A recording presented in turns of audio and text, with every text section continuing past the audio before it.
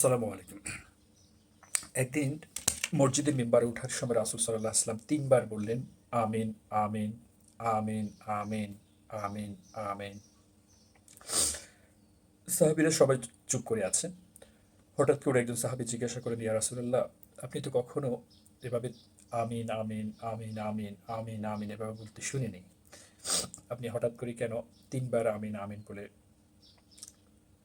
মিম্বারে ওঠার সময় ৩ বার আমিন, আমিন বললেন? রাসূল সাল্লাল্লাহু আলাইহি ওয়াসাল্লাম বললেন যে, এইমাত্র জিবরাইল আলাইহিস সালাম আমাকে বললেন যে, যারা পিতা-মাতা দুজনে অথবা দুজনের একজন জীবিত আছেন, এই অবস্থায় তাদেরকে খুশি করে বা তাদের মনোরঞ্জন করে তাদের আত্মার তুষ্টি অর্জন না করে মৃত্যুবরণ করেন, তারা যেন বা সে যেন ধ্বংস হয়।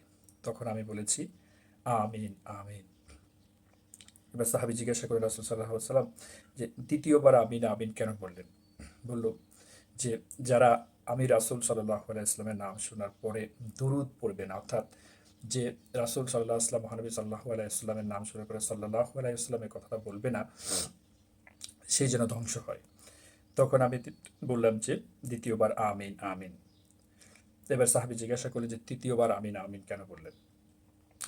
এবার রাসূল সাল্লাল্লাহু আলাইহি ওয়াসাল্লাম বললেন যে, যারা রমজানের রোজা রাখার বা রোজা পাওয়ার পরে ৩০ টি রোজা পাওয়ার পরে রমজানের রোজার হক আদায় করল না, অর্থাৎ রোজা রাখলো না, সে যেন ধ্বংস হয়। তখন আমি তৃতীয়বার বলেছি, আমিন, আমিন। রমজান মাস শুরু হয়েছে, আজ দ্বিতীয় রমজান। আমরা যেন রমজানের পরিপূর্ণ হক আদায় করতে পারি।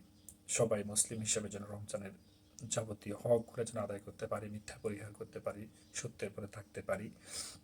রোজার ৩০টা রোজা যেন রাখতে পারি, তারাবি যেন পড়তে পারি এবং যা, যা আছে মিথ্যা, পরনিন্দা, গীবত এগুলো থেকে যেন দূরে থাকতে পারি। অর্থাৎ রোজার হক বলতে যা, যা বুঝায় সেগুলো যেন আমরা সঠিকভাবে করতে পারি। সেজন্য সবাই যেন সচেষ্ট হই। ধন্যবাদ সবাইকে। আসসালামু আলাইকুম ওয়া রাহমাতুল্লাহি ওয়া বারাকাতুহু।